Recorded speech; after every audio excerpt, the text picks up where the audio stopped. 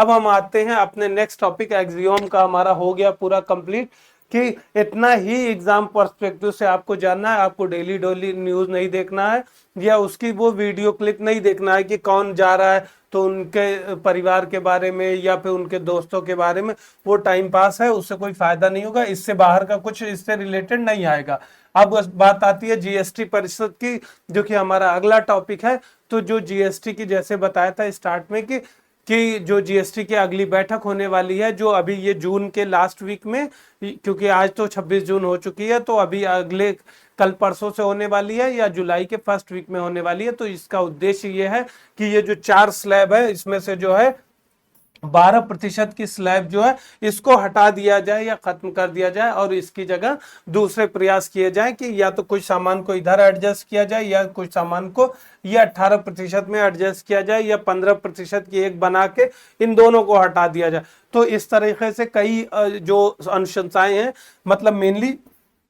इस संरचना को 3 स्तरीय संरचना में बदल देना। ठीक है, तो इसमें इसकी वजह क्या है कि जो मतलब आवश्यक वस्तुएं हैं, जो जैसे बता दिया, इसको हटाने की वजह, तो जो इसमें हटाने के पीछे प्रशासनिक जो है प्रभावशीलता को बढ़ाना है और लोगों को जो है इसकी इससे संबंधित जो कंफ्यूजन है उसको दूर करना है। आगे वही टॉपिक लिखा है कि 5% और 18% को हटाकर जो है या तो 15% की एक नई स्लैब बना सकते हैं या फिर इन दोनों को हटाकर सिर्फ 3% की जो है एक 3 ही स्लैब वाली एक व्यवस्था अपना सकते हैं, जिसमें 5% और 18% और 28 रख सकते हैं, या 5%, 15% या 28% इस तरह से कर सकते हैं। इससे जो है जो संरचना है वो इजी हो जाएगी, सरलीकरण होगा और फिर इससे जो है जब कम स्लैब होंगे तो ऑर्गेनाइज तरीके से होगा, तो जीएसटी जो है संग्रहण होगा या कलेक्शन होगा उसमें भी आसानी होगी,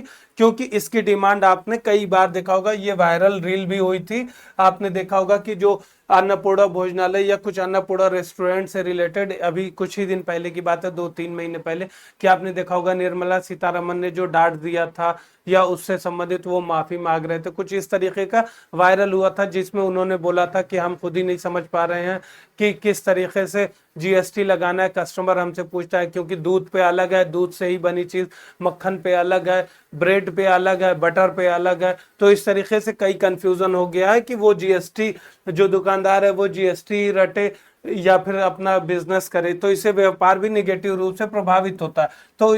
जो इन सब चीजें हैं, ये इंपॉर्टेंट चीजें हैं, इन्हीं को एड्रेस, इनसे संबंधित जो समस्याएं थी इनको संबोधित करना मुख्य लक्ष्य है। ठीक है, तो इन समस्याओं को देख लीजिएगा। ये जैसे मक्खन, घी या फ्रूट जूस है या प्रोसेस्ड आइटम है, तो उन्हीं सब चीजों से संबंधित था। ठीक है, अब जीएसटी परिषद आपके लिए जानना इंपॉर्टेंट है, क्योंकि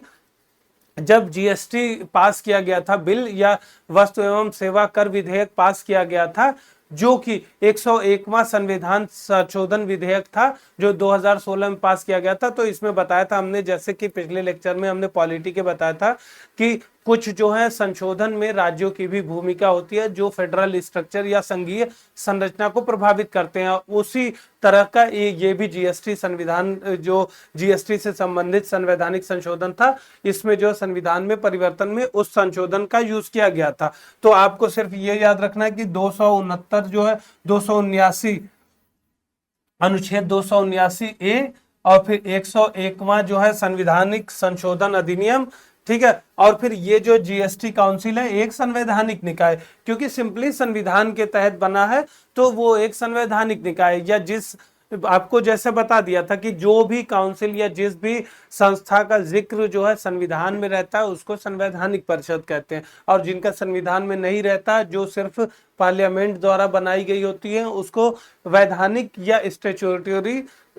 जो संस्था कहते हैं। और फिर जब इन दोनों द्वारा ही नहीं बनाई गई है तो उनको, जिन संस्थाओं को सिर्फ कार्यकारी आदेश द्वारा बनाई गई है, जैसे नीति आयोग, तो वो ना तो संवैधानिक होती है ना संवैधिक होती है। संवैधिक का या स्टैट्यूटरी का एग्जांपल लेंगे तो नेशनल, जैसे कमीशन ऑफ वीमेन है, नेशनल कमीशन ऑफ माइनॉरिटीज है, वो सब है। असंवैधानिक में जैसे जीएसटी है, फिर एससी है, एसटी कमीशन है, ये सारी कमीशन है। ठीक है, इनका मुख्य कार्य क्या है कि जीएसटी व्यवस्था के कार्यान्वयन और प्रशासन से संबंधित महत्वपूर्ण निर्णय लेना। कि मतलब कितना स्लैब रेट रखना है, टैक्स कितना रखना है, फिर किन किन वस्तुओं को किस स्लैब दरों के अंतर्गत रखना है, और फिर उनकी जो है समय समय पर मीटिंग, इनकी जो प्रोग्रेस हो रही है उन सब चीजों पर भी लगातार मीटिंग रखना। अब इसके जो है संरचना की बात या संगठन की बात करें तो इसमें अध्यक्ष के रूप में जो है केंद्रीय वित्त मंत्री होते हैं, यानी फाइनेंस मिनिस्टर, और सदस्यों में जो है केंद्रीय राज्य वित्त मंत्री, और जो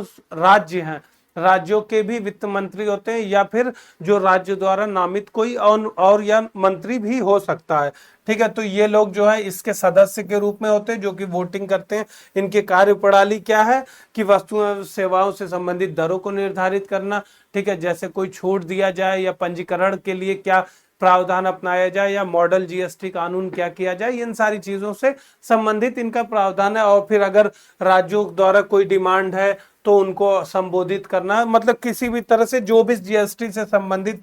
पहलू हैं उनको संबोधित करना इनका मुख्य कार्य है। इनका जो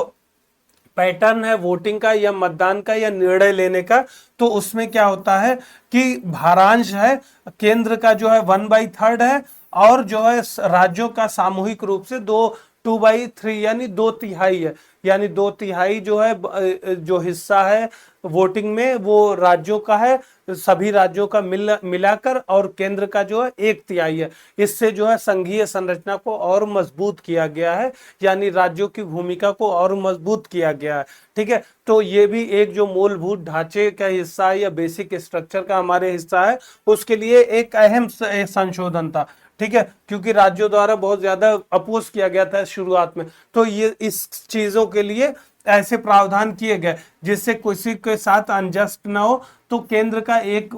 तिहाई हिस्सा है और राज्यों का 2/3 है निर्णय लेने के लिए, कि जिससे जो है कहीं ना कहीं ऐसा ना हो कि निर्णय लेने में आसानी हो, या सिर्फ बहुमत का प्रावधान नहीं है, इसके लिए बहुत टफेस्ट बहुमत का कर दिया गया कि 3/4 जो है बहुमत होना चाहिए या 3/4 बहुमत होना चाहिए। यानी आप ये समझ सकते हैं कि लगभग 75% बहुमत होना चाहिए। मतलब अगर 100 लोग अवेलेबल हैं या 100 लोग सदस्य हैं तो लगभग 75 लोगों की सहमति अनिवार्य है, तभी वो बिल पास होता है या रिकमेंडेशन पास होती है। तो इससे आप समझ सकते हैं कि मतदान पैटर्न को कितना जो है तरीके से बनाया गया है कि जिससे कोई भी पक्ष पीछे ना छूटे। इसका मुख्य लक्ष्य जो है सहकारी संघवाद को बढ़ाना, जैसे अभी तक बात कर रहे हैं, और फिर अप्रत्यक्ष कर जो ढांचा है या इनडायरेक्ट टैक्स से रिलेटेड स्ट्रक्चर है, जो पहले जो है वैट या अलग अलग प्रावधानों के साथ अलग अलग राज्यों में अलग अलग दिशा निर्देशों का पालन करते थे, और हर राज्यों में क्या होता कि समरूपता नहीं थी। किसी राज्य में चिप्स जो है जीएसटी के अप्लाई होने से पहले 10 रुपए की थी तो किसी राज्य में 15 रुपए की थी, या किसी राज्य में 12 रुपए की थी। तो ये सारी चीजें समरूपता को खत्म कर, जो मतलब विषमता है उनको खत्म करके एक एकात्मक नेचर लाने के लिए और राजस्व में एक क्रमशीलता बनाए रखने के लिए ऐसा प्रावधान लगाया गया। और फिर इसका मुख्य लक्ष्य था कि पूरे देश में एक देश एक कर प्रणाली का पालन करना, और फिर इसमें राजस्व साझाकरण और हितधारकों के बीच विवाद सुलझाने के लिए भी इम्पोर्टेंट इसका है कि इसमें जो है महत्वपूर्ण भागीदारी होती है, क्योंकि आपने देखा कि राज्यों और केंद्र दोनों की कहीं ना कहीं बराबर भागीदारी होती है और निर्णय में भी अहम योगदान इन दोनों पक्षों का होता है। तो इस सारी चीजों से आपने देखा कि कर प्रशासन में सहूलत आई है और राज्यों को भी अपना अधिकार मिला है। फिर उसके बाद संग्रहण जो है कहीं ना कहीं लगातार बढ़ा है।